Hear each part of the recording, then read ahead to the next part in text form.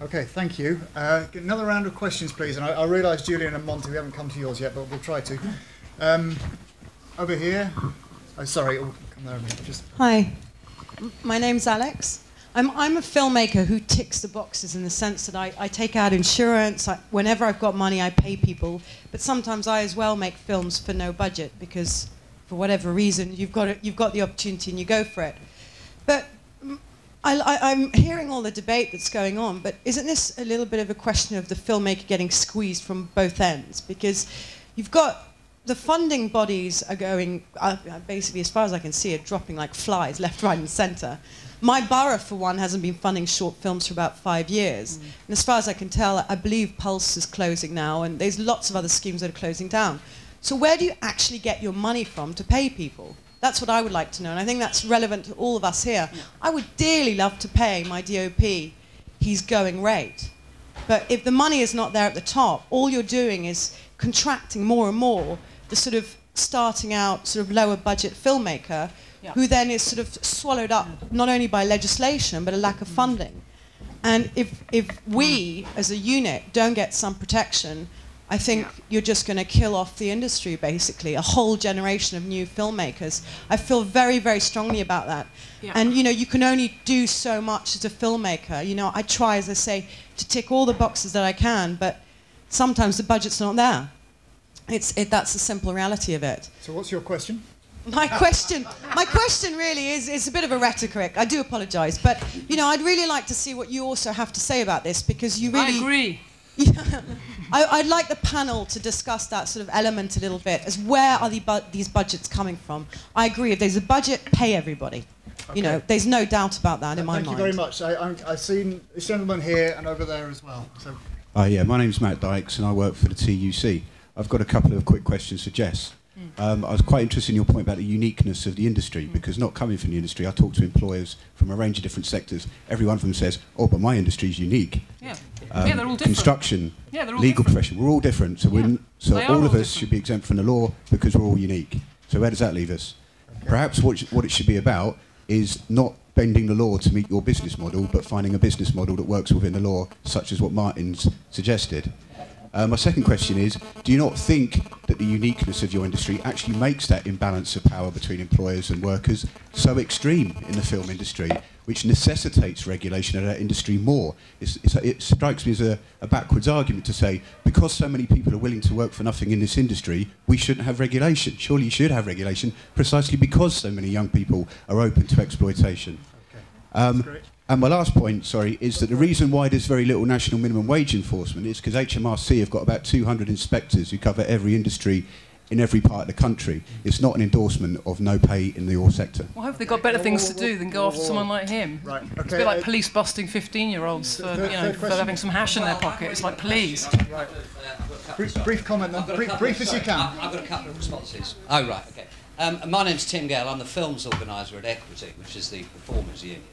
And we represent 40,000 people. We do have, in conjunction with our colleagues at PACT, a low-budget film arrangement for actors. So we do have something very similar to the Screen Actors Guild. I think the point I make to you, though, Jess, is that this idea that you are going to get yourself somehow exempted from national minimum wage legislation is frankly delusional. The legislation is structured in such a way it would be impossible to do that without the most enormous complication, and no government is going to do that. And I would echo what my friend from the TUC has said, and that is you need to work with Martin and find a way of operating on a collaborative basis, because you will not get the legislation changed. It doesn't matter if everybody in shooting people turns up at the Treasury. The fact of the matter is the legislation is too complex. The only exemptions to it are workers whose work is regulated by statute, like the agricultural workers, like the seamen, like the police and the army. Therefore, it's simply not even worth your while talking about this, because it will never happen. It doesn't matter how right or whatever you think you are. That cannot happen. They can't change the legislation in any meaningful way without totally destroying it. Okay. And that's a simple fact. Thank you. Right. Now, when do I get to respond to all those? More questions in a second, but I think the last two questions really go together, Jess. And it's really about what used to be called special pleading. You know, when a sector says, we're different from you lot, and all kinds of sectors do it all the time, but what's your justification for special pleading for your industry? Actually, interestingly, the fisher industry is smaller than the lawnmower industry in this country in terms of number of people employed. So, and I don't believe in you can never do that. It's impossible. Don't even try. If the fishermen have got an exemption, I'd go for that. And I like their exemption, which is about it's a kind of they have the same problem actually as the film industry. You asked why it's different. A very famous American economist who studies the film industry called Harold Vogel says the issue with the film industry is the nobody knows principle. You don't know what the film is going to make. You do if it's Harry Potter because it's going to make near or bit up or bit down the last one.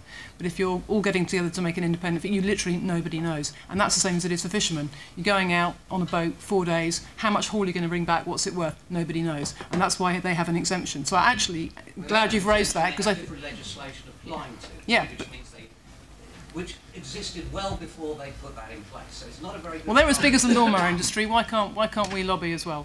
And the government's about to change. I mean, Ed Vaizey put on his blog our poll about minimum wage in the film industry. I don't believe that you just throw your hands up and say, we can't lobby. No, but he's saying you can't change it because it's impossible, and I'm saying I don't think it is impossible to go for change. I mean, it's a bit you know what change you want. My point is, then you go for it's change. a slightly strange argument to sort of say yes, we can do it. One last push. I mean, what's the basis in reason? Well, I just told you, it's the nobody knows argument, which Harold Vogel has got at the core of the definition of what makes the film industry different.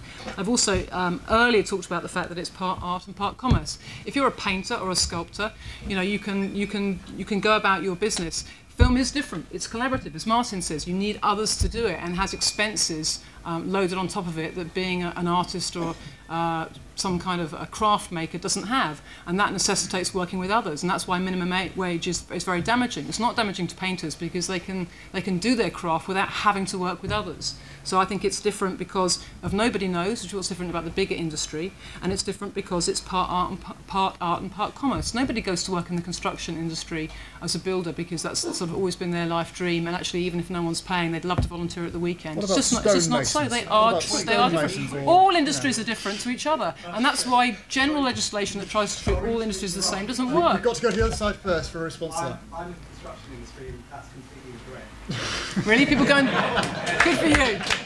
Okay, all right. Actually, I grew up wanting to be a long-distance truck driver, and I'm still holding the flame for that. Okay, I'm an architect and a builder as well. Yeah, I mean architecture again. Then you become in the realm of art, you know, where art meets business. Yeah. Very similar. Yeah. And we do have models that we use in accordance by technical. But industries are different in the same way that the fisher industry is different and has different regulation. If you treat all industries the same, then the devil is always in the detail, and that's where government comes along like an elephant's foot and goes, boom, everyone will be paid like this, and it ignores the subtleties in which actually it's going to snuff out, you know, a low-budget art form. Okay, lovely.